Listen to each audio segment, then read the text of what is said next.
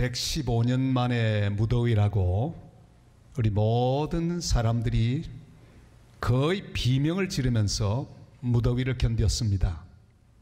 그러나 이 무더위를 이길 수 있는 방법은 별로 없었습니다. 겨우 할 수 있는 것은 에어컨을 막 틀어놓는 일밖에 없었습니다. 그러다가 여름 감기에 걸린 자들이 올해는 참 많이 생겼습니다. 낮보다 더 괴로운 것은 열대야가 훨씬 더 괴로웠습니다. 잠 못 이루는 밤을 보내었습니다. 그런데 엊그제 그 모든 것이 한 방에 다 해결되고 말았습니다. 어디선가 바람이 불어왔습니다. 그 바람이 무더위를 날려보냈습니다. 열대야도 저 멀리 날려보내버렸습니다. 갑자기 신선선해졌습니다. 우리는 이 기후의 갑작스런 변화를 보며 그런 생각해 봅니다. 사람이 얼마나 약한가. 달에도 가고 로봇도 만들고 별의별 과학을 빛나게 발전시키고 또한 많은 열매도 얻었지만 이 무더위 하나 제대로 막을 실력이 인간에게 없다는 생각을 해봅니다. 역시 하나님께서 하셔야 합니다.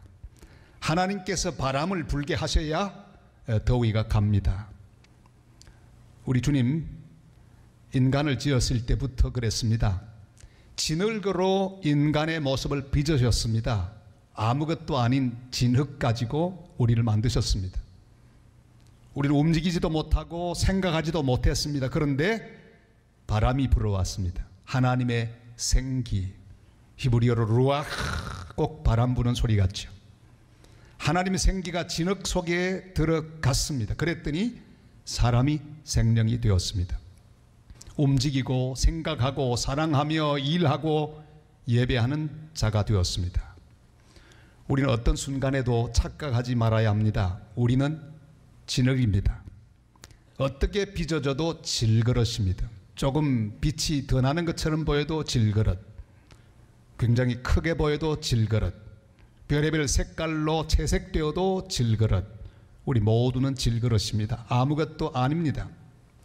하나님의 바람, 하나님의 생기가 없이는 아무것도 할 수 없습니다. 아무리 높이 올라가도 질그릇에 불과합니다. 아무리 부귀영화를 누려도 질그릇임을 잊지 말아야 합니다. 그래서 오늘 주님 앞에 우리가 해야 할 고백이 있습니다. 존재적인 고백인데 나는 질그릇이다. 이런 고백을 할 수 있기를 바랍니다. 한번 해보실까요? 나는 질그릇이다.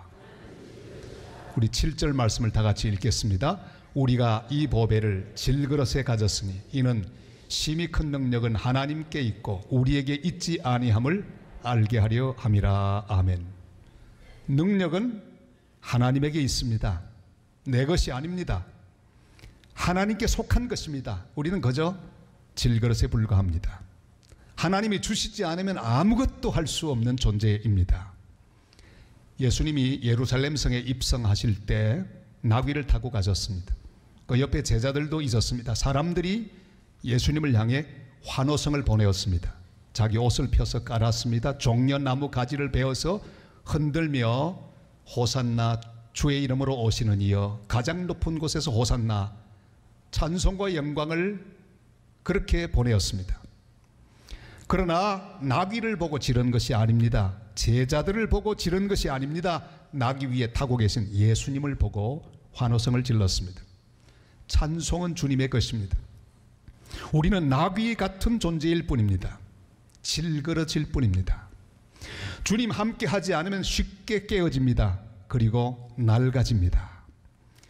내 속에 계신 예수 그리스도, 그분만이 우리의 보배입니다.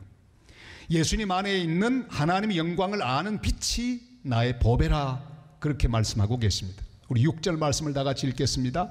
어두운 데 빛이 빛이라 말씀하셨던 그 하나님께서 예수 그리스도의 얼굴에 있는 하나님의 영광을 아는 빛을 우리 마음에 비추셨느니라. 아멘. 바울은 예수님을 다메섹에서 만나기 전까지는 자기가 보배인 줄 알았습니다. 그 당시 가장 공부 많이 한 석학이었거든요. 권력이 있었습니다. 정치적인 힘이 있었습니다. 그뿐 아니라 그에게 종교적으로도 존경받는 위치에 그는 있었습니다. 자기가 보배라고 생각했습니다. 그러나 그게 아니었습니다. 다메섹 가는 길에서 밝은 빛으로 찾아오신 주님을 만났습니다. 그는 말 아래 내 동댕이 쳐졌습니다. 비로소 그는 알게 됐습니다. 자기는 아무것도 아니고 바로 예수 그리스도만이 진짜 보배인 것을 알았습니다. 그리고 주님을 만난 다음에 자기가 가졌던 모든 것이 보배가 아니라 마치 오물 같다는 생각을 하며 십자가 앞에 내 동댕이 치는 거룩한 결단을 할 수 있었습니다. 우리는 오래전에 벌써 모파상의 진주 목걸이라고 하는 책을 읽었어. 그 이야기를 잘 알고 있습니다. 너무 재밌습니다. 이쁜 여자 주인공이 나옵니다. 부잣집에 시집을 가지 못하고 아주 하급 관리에게 시집을 갔습니다. 겨우겨우 살아갑니다. 그런데 어느 날 장관의 초대를 받습니다. 파티에 가게 되었는데 장식품이 없었습니다. 잘 사는 친구에게 값비싼 보석을 빌립니다. 그리고 잃어버렸습니다. 자기 모든 것을 팔아 또 빌린 돈을 다 합쳐서 그것과 똑같은 것을 사서 돌려주었습니다. 10년 동안 아무것도 못하고 그것만을 위해 갚습니다. 드디어 빚을 다 갚았습니다. 너무 홀가분합니다. 그런데 바로 그 친구를 만났습니다. 지난 얘기를 나누다가 그는 비로소 알게 됩니다. 바로 그 보석은 가짜 목걸이였다는 사실. 땅을 치고 후회하지만 지나가 버린 10년을 다 돌려놓을 수는 없습니다.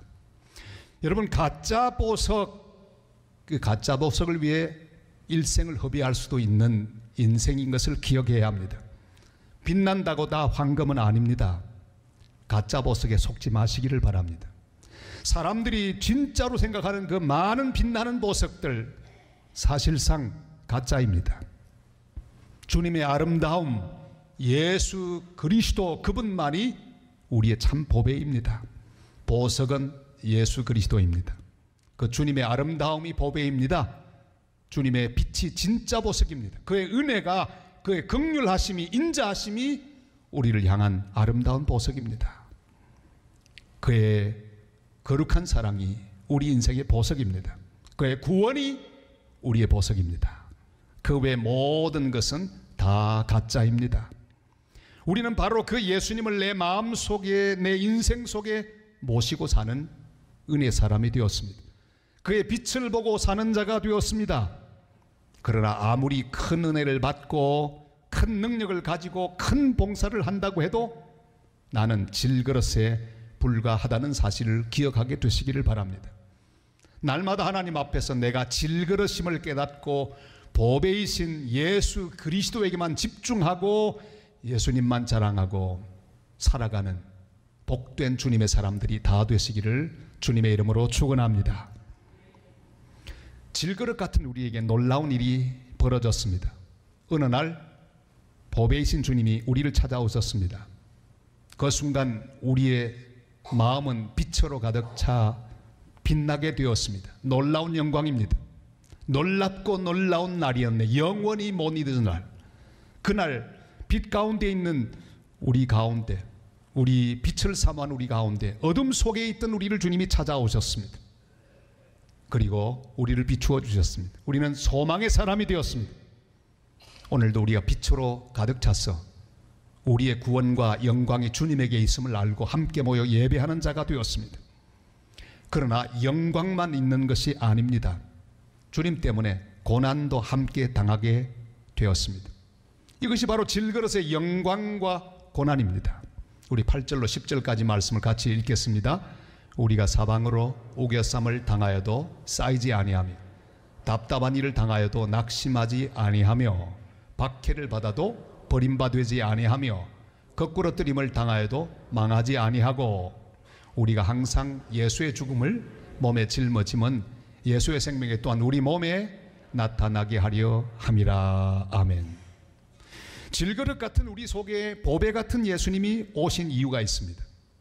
우리도 바로 예수님처럼 고난을 견디고 어떤 경우에도 승리하는 삶을 살게 하기 위하심입니다.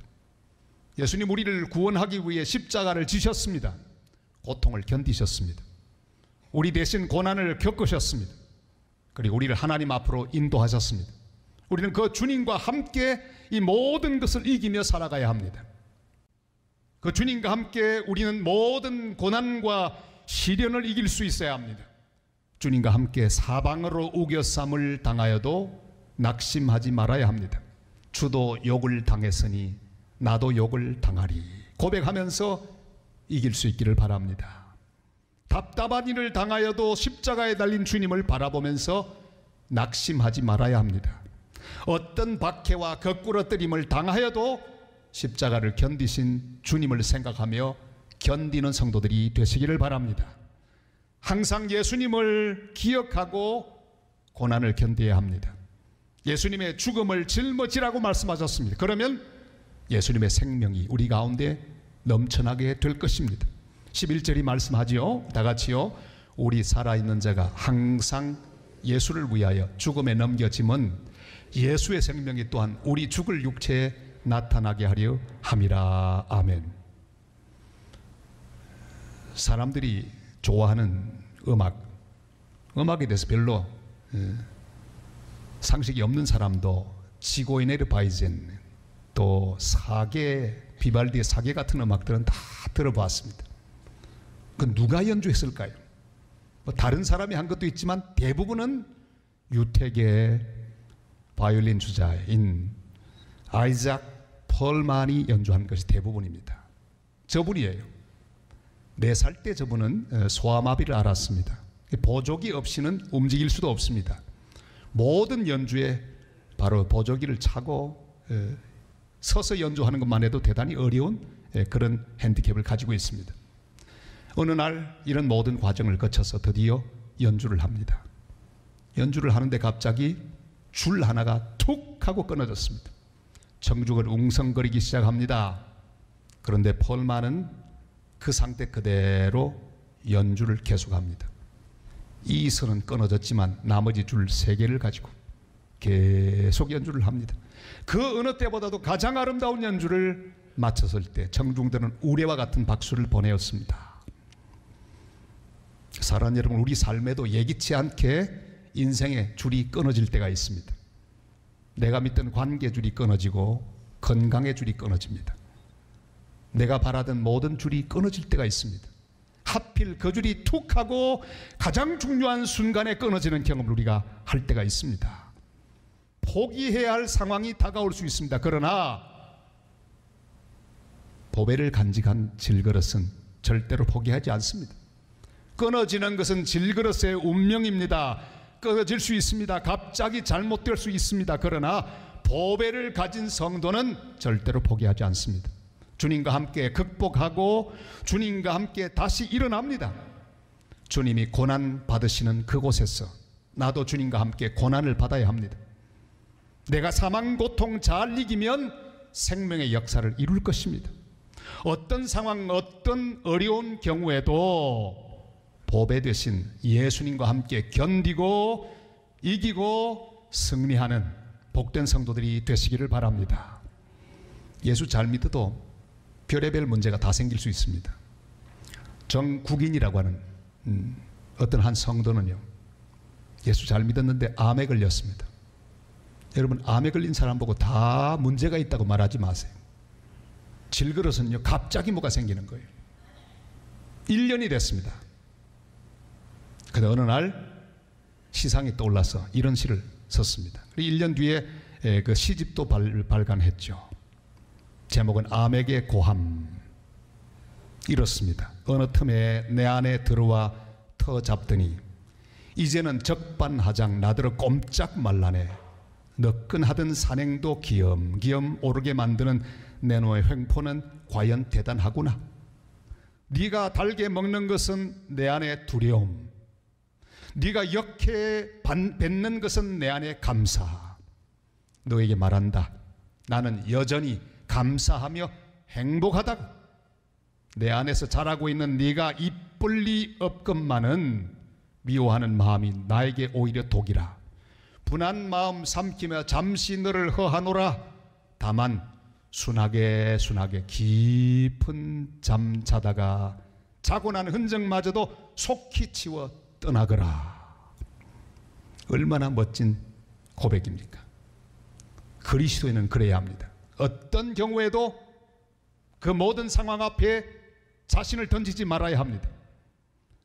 아무리 약한 질그릇 같은 우리들이지만 주님과 함께 모든 고난을 견디고 이기는 그런 질그릇들이 되시기를 바랍니다. 원망과 불평을 버리고 감사와 기쁨으로 시련들을 견뎌내어 기어이 승리하는 영광을 맛보는 복된 질그릇 같은 성도들이 되시기를 바랍니다. 지금도 어떤 종류의 고난과 시련 앞에서 떨고 있는 성도들이 계십니까? 믿음으로 내 안에 있는 보배이신 예수 그리스도와 함께 일어나시기를 바랍니다. 그리고 당당히 주께 영광을 돌리는 복된 하나님 사람들이 되시기를 바랍니다. 우리는 질그릇들입니다. 그러나 우리 속에 보배가 있습니다. 예수 그리스도로 말미암아 우리에게 소망이 있습니다. 미래가 있습니다. 그러나 오늘 우린 질그릇의 진실을 알아야 합니다. 어떤 질그릇이든지 겉사람은 낡아진다는 사실입니다. 이것을 당연히 여기시기를 바랍니다. 이것이 질그릇의 운명입니다.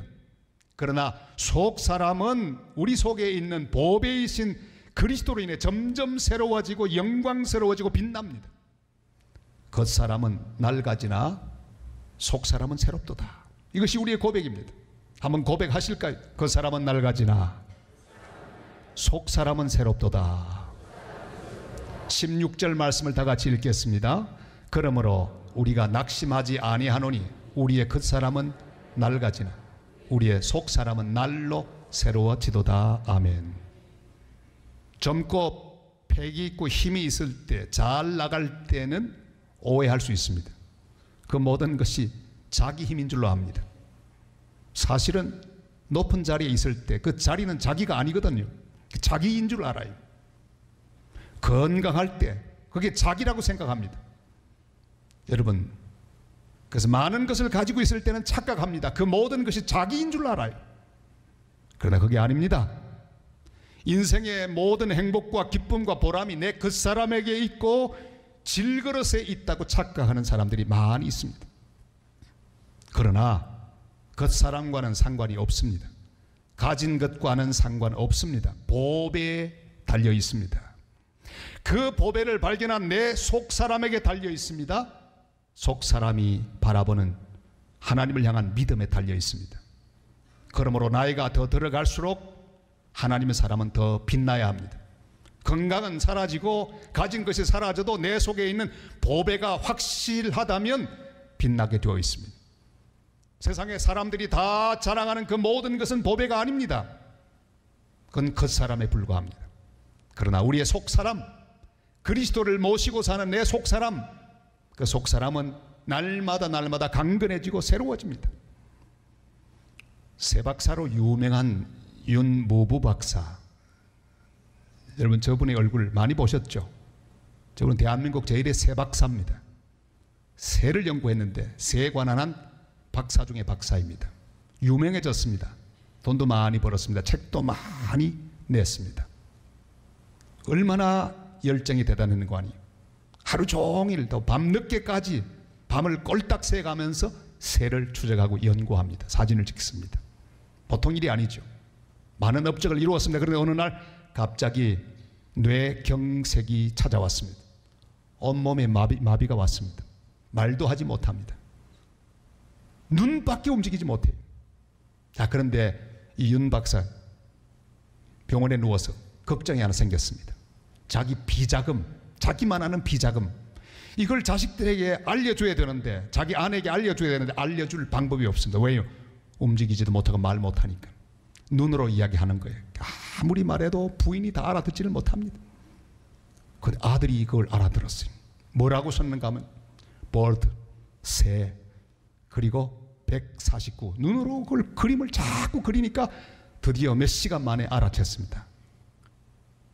아버지, 이게 어떻단 말입니까? 아들은 추적한 결과 버드라고 하는 새 149페이지에 뭔가 있다는 이야기로 알아들었어요. 펼쳐봤더니 거기에 4,300만 원. 그렇게 찾아냈답니다. 여러분, 육신은 집처럼 낡아집니다. 그러다가 떠나갈 것입니다. 아무리 잘 나가도요, 어느 날 깨어집니다. 낡아집니다. 그것이 질그릇의 운명입니다. 중요하고 급한 문제는 비자금 찾아내는 일이 아닙니다. 더 중요한 일이 있죠. 우리의 참된 보배가 되시는 예수 그리스도를 찾는 일이에요. 낡아갈수록 더 귀한 보배, 그분을 찾는 것보다 시급한 일은 없습니다. 금보다 귀한 보배가 되시는 예수님과 함께 살아가야 합니다. 그에게 소망을 두고 그를 위하여 살아야 합니다. 그래서 우리를 위해 준비하신 하나님 나라를 소망하며 살아가는 하나님의 사람들이 되실 수 있기를 바랍니다. 고린도후서 5장 1절이 이렇게 우리에게 말씀하죠. 다 같이요. 만일 땅에 있는 우리의 장막집이 무너지면 하나님께서 지으신 집 곧 손으로 지은 것이 아니요 하늘에 있는 영원한 집이 우리에게 있는 줄 아느니라. 아멘. 사랑하는 성도 여러분, 내가 젊었건 늙었건 그게 중요하지 않습니다. 건강하건 병약하건 우린 질그릇입니다. 연세가 높아서 병이 들어도 질그릇, 젊어서 아주 건강하고 튼튼해도 질그릇, 똑같은 질그릇입니다. 많이 가졌던 가난하던, 높은 지위에 있던 낮은 지위에 있던, 많이 배웠던 배우지 못했던, 우리는 질그릇임을 잊지 말아야 합니다. 우리의 힘과 능력은 오직 하나님에게 있습니다. 예수 안에 있는 생명의 빛이 우리의 자랑이요 영광입니다.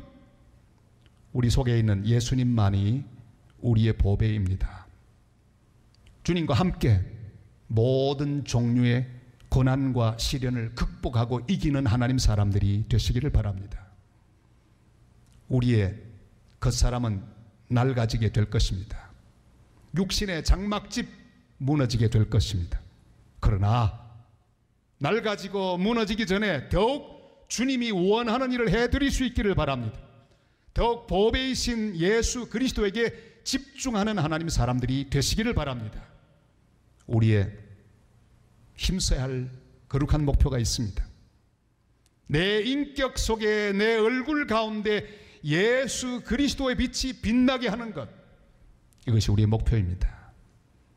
젊음 때문에 빛나는 게 아니고, 돈 때문에 빛나는 게 아니고, 나의 지위 때문에 빛나는 게 아니고, 나의 성취 때문에 빛나는 게 아니고, 내 속에 계신, 내 안에 계신 예수 그리스도, 내 인생의 참 보배이신 그리스도 때문에 내 얼굴이 빛나고, 내 삶이 빛나고, 내 마음이 빛나는 그런 거룩한 하나님의 사람이 되는 것, 이것이 우리 인생의 거룩한 목표가 되시기를 바랍니다. 육신의 장막집이 무너지기 전에 더 열심히 복음을 전하고 선교하실 수 있기를 바랍니다. 하나님 나라를 이 땅에 세우고 확장시킬 수 있기를 바랍니다. 질그릇 같은 인생들에게 예수 그리스도만이 참된 보배인 것을 전파하며 살다가 마지막 날에, 주님 부르시는 그날에 할렐루야 찬양하며 주님 앞에 서는 복된 하나님의 사람들 다 되시기를 주님의 이름으로 축원합니다.